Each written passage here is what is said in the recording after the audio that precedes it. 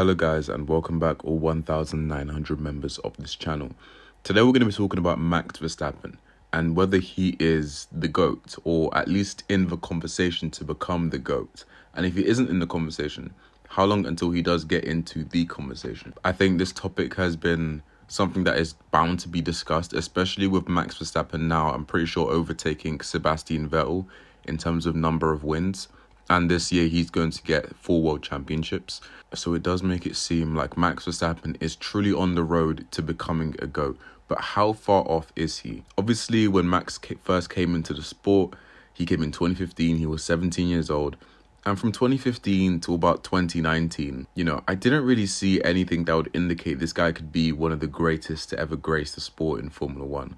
Obviously, he had some standout moments. I never got the sense that he'll be challenging Senna, Schumacher, Hamilton in terms of their place in terms of Formula One royalty. But it seems like ever since 2020 and 2021 especially, he's just been on a crash course to essentially assert himself and force himself into that conversation. But to start off, to even see if Max fits the criteria to actually be considered one of the greats, I have to at least give a criteria for being a GOAT. Now, some of you may disagree with this criteria. You can tell me your own criteria below. But for me personally, the least important factor in terms of becoming the greatest of all time, although this is, very important, but the least important out of the important factors is championships. As much as I think Hamilton is the greatest of all time, it doesn't take away from the fact that if Hamilton didn't have the machinery he was given, it would be very hard for him to display some of the factors or some of the skills that he does have. The same with Schumacher, the same with Verstappen right now, the same with Alonso back in 2006. The things that have been holding him back is the fact that he just hasn't had the machinery. We all know Fernando Alonso is greater than just 2 world championships. But because of his lack of machinery, it has led him to being overlooked in certain debates. So personally for me, I would say championships is probably the least most important factor. You can be the GOAT with 1 world championship, but at the same time, you can have many world championships and still not be the outright GOAT. For example, I rate Ayrton Senna above Sebastian Vettel, but Sebastian Vettel has more wins, more championships, and his accolades in terms of stats are greater. But I do just rate Ayrton Senna slightly higher than him. And speaking of rankings, if I had to give my top 5 in terms of GOATs, Lewis, Michael, Senna, and then after those top 3, I have a slightly controversial Fernando Alonso in 4th, and I have Sebastian Vettel in 5th, and I have Max Verstappen in 6th. The next most important factor in terms of becoming the GOAT, in my opinion, is longevity. Jenson Button ruled Formula One in 2009, but other than that year, he never had that same level of authoritative dominance on the sport. I do think performance-wise, he just didn't exert that force that he had in 2009 over the grid. And it can be said the same about maybe a Sebastian Vettel, where he would be higher on the rankings in terms of the GOAT tier list if he'd had a stronger performance as a driver in his Ferrari and Aston Martin days. I think the tail end of that really did hurt his chances of being solidified as the greatest of all time. I mean, imagine a universe in which the indomitable Sebastian Vettel of Red Bull never really saw too much of a decline like Fernando Alonso, and managed to carry that into his Ferrari and his Aston Martin days. I think we might have seen a very different result in terms of where Sebastian Vettel ranks amongst most Formula One fans. And if you want to contrast that, one of the reasons I do actually rate Fernando Alonso higher than Sebastian Vettel in terms of the GOAT tier list is because of his longevity. I genuinely think Fernando Alonso could be a 5-time world champion. He could easily fight for a championship today, and it is no surprise to me that Fernando Alonso still has pace because he is just one of the GOATs. Obviously, because of the amount of championships that he has and the fact that certain accolades don't work well in his favor because of, the machinery and politics and this and that, it makes it harder to justify Fernando Alonso as your GOAT. But purely from a longevity perspective, like I said in a recent video, Fernando Alonso is redefining what it means to be the GOAT. If this year Fernando Alonso is 41, I think, if you get Michael Schumacher and Fernando Alonso when they're both at 42 and get them to race together in a team, I can guarantee you Michael Schumacher loses to Fernando Alonso. And that isn't a hit on Michael. It just is the fact. Fernando Alonso's longevity is probably the greatest we've ever seen in Formula One. That just is the case. We've seen drivers go really long, like Kimi Räikkönen, but to maintain such a level of pace and drive, part of me thinks it's probably because he didn't have the championships and he's still chasing those championships. And maybe he would be a lot more content if he did have those championships.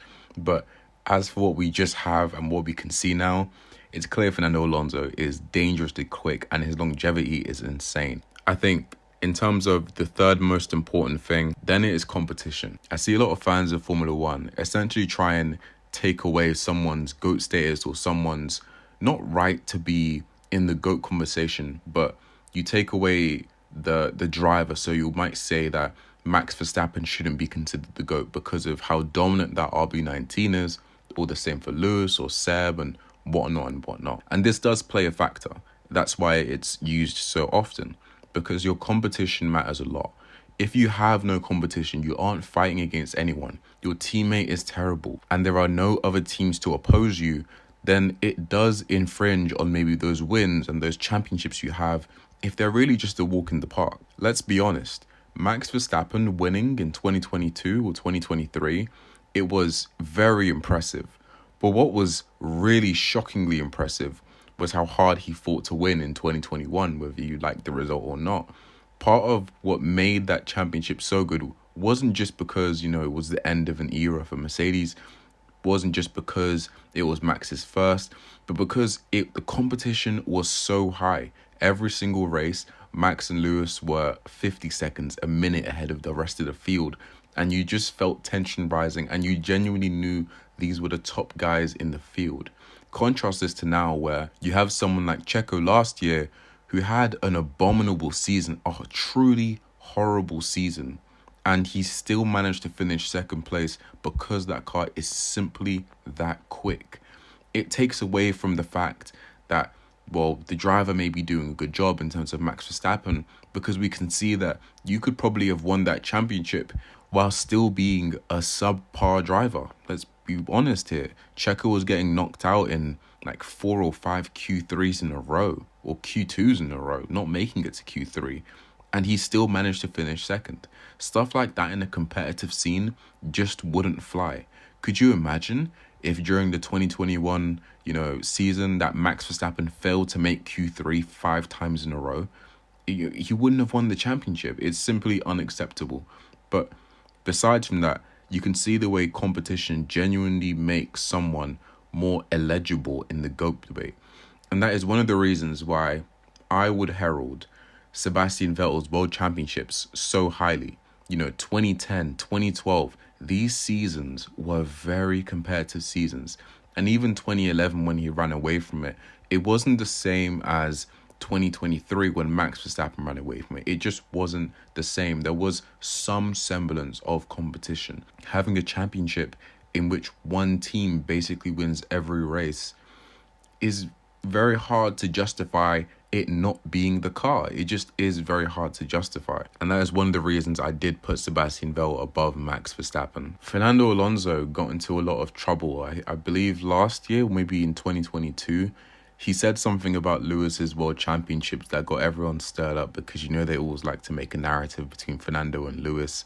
And he said something to the effect of Lewis's championships aren't worth the same as his maybe, or X, Y, and Z. And that just goes to show you that everyone knows, even the drivers know, that not all championships are made equal. Some championships are, obviously they're all worth one, but some are worth more than others, really. And now we're getting into the top two, the top two things that make a driver the GOAT. In second place, I have a wow factor. Every single GOAT has something about them that genuinely makes them near impossible to beat. Senna over one lap was absolutely electrifying. Every driver has something about them, something that sets them far apart from the rest of the grid. Because when you start to get into that upper echelons, that top tier status, it's not about who has faults, because all of these drivers are quick. All of these drivers are good with their tires. but it's about who has that exceptional ability, that extra 1%, that extra tenth where it matters, that extra bit of racecraft to go for a gap or to make it stick. It really does boil down to that. Not about who has the most weaknesses, but who can capitalize on the biggest strengths. And lastly, it's about the eyes, it's about what you see on track. That's why being a GOAT is so heavily debated, because although championships, wins, longevity, competition, your wow factor, all of these play a massive role in terms of deciding whether you are the GOAT, at the end of the day, it's an opinion and it's an eye test. Sometimes you just look at a driver and you go, you know what? I think this might be one of the greats. Like, this guy is doing something that no other driver on the grid can do. Not even if someone was put in his car, he could do. I put out a poll saying, in equal cars, who would beat Max? And nobody came out on top in terms of what you guys voted. And that is because you guys genuinely think that there's something Max is doing in that Red Bull that can't be beat. Like, it just cannot be beat right now. Obviously, this is hypotheticals and can you beat him and can't you beat him? But so much of being the GOAT is about looking with your eyes and having that comparison. It's not just about stats. I was watching a clip from guys who were talking about football, and one of them said this about stats, and I found it so profound. He said stats are like bikinis. What they show you is interesting, but what they don't show you is equally as interesting. You can have all the championships, all the wins, but sometimes being there to witness that qualifying session or being there to witness that race really does change your perspective on whether a driver can be the GOAT or not. So if you ask me, is Max in the GOAT debate? Personally, I would say not yet. He's had, I would say, 4 years of being considered probably the top 1, 2, 3 of the sport.